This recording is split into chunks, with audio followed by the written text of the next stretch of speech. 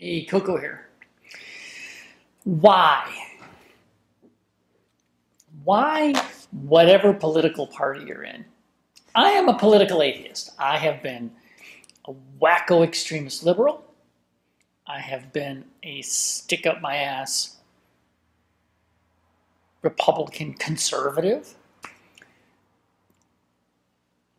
And now I'm a political atheist.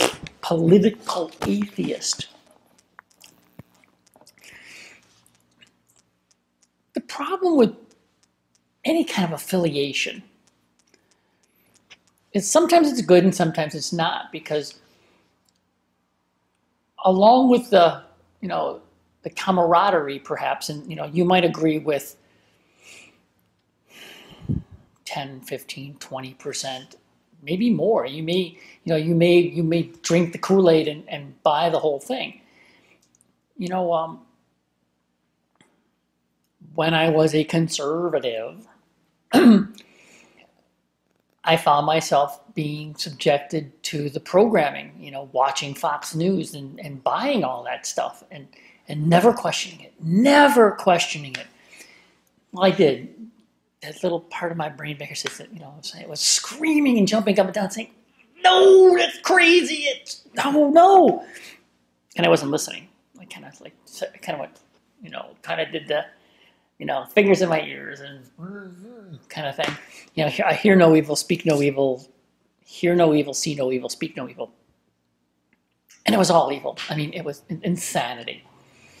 I hear this stuff, and I cannot believe. And I think the thing that turned it for me is when the Tea Party, which was an interesting idea for about 20 minutes, and then the evangelicals took over, and they drove this thing. They're driving this thing so far to the right that it's out of control, and it's deadly and it's poisonous.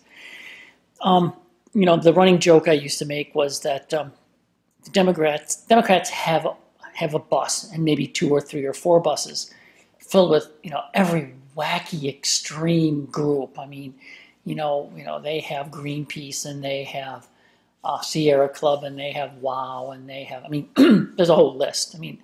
All kinds of environmental, all kinds of, things borderlining on, real socialism. That's not necessarily all that bad. But anyway, it doesn't matter. And they can, and the Democrats can fill up their bus with these people. And, and for the most part, they kind of pander to that, group, but more closer to the center. But the difference is the Republicans suddenly had the Tea Party and the evangelicals and the more extreme right, the KKK and all the extremists, Christian groups. But the problem is the Democrats don't let the wackos drive the bus, and the Republicans did. And I saw that. No! It's like the bus is going over the cliff. It's over the cliff. They trying to make the thing fly. It is a bus. It is not an airplane. It is not a glider.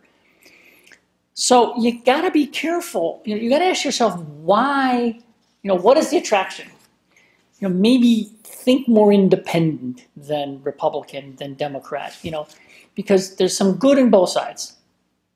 As of late, the right has gotten so far over to the right that there's not a lot of good, and the left isn't very left.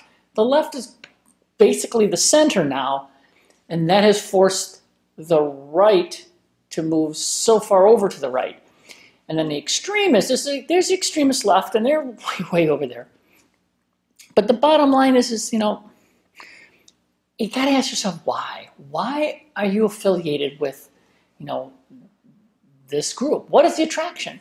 And if it's 20% or if it's 30%, then stop calling yourself a Republican. Stop calling yourself a Democrat. You can call yourself a rhino.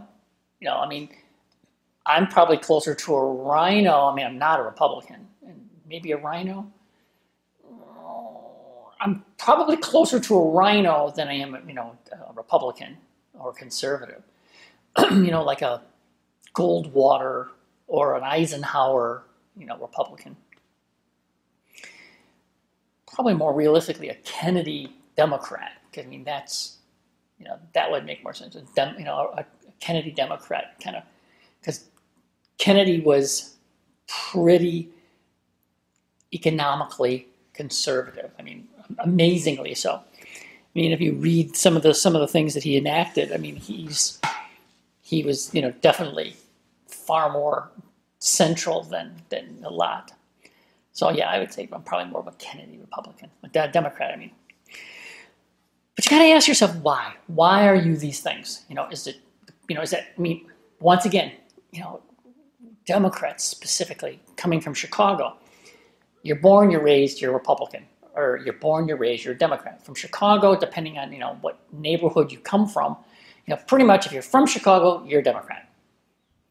If you're from DuPage, you're a Republican. King County used to be Republican. Not so much. You go up to Lake County, you go a little bit farther north, you get more, more and more, Republican. You get out of Chicagoland, and it's all Democratic. So once again, politics and religion seem to be geographic, where you were born and how you were raised. And it's funny. Stop that. That's just crazy.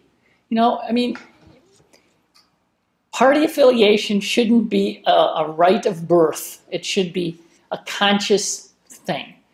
And you shouldn't feel obligated to vote for anyone in particular because they're a Democrat or they're a Republican or they're an independent or they're a Green Party. You should vote for the best person. We got to get to the point where it's not you're voting for the least bad. You got to vote for the best. And the last election with the clown car that the Republicans put up. I mean, really. I mean, it's just remarkable. We can do so much better. Stop putting lawyers, into office. Stop putting doctors into office. And gynecologists, lots of gynecologists in OB-GYN are in Congress and the House. It's like, stop that. Just stop that. Stop lawyers and stop. Let's start doing legislation that's in plain English. And smart stuff, not crazy, piling on stuff. You have one good law and you have 35 things that are attached to it that are stupid. Stop that too. It's all madness. So here's the deal. Sit down and figure out why you are whatever you are. If you call yourself a Republican, if you call yourself a Democrat. If you don't, well, that's a good thing. Then you're an independent. That means you're a free-thinking person. And that's always good. So think about why. Why do you have such and such a political affiliation? And if it's a good reason, good. If it's not, then you might want to rethink it. Okay? Koko?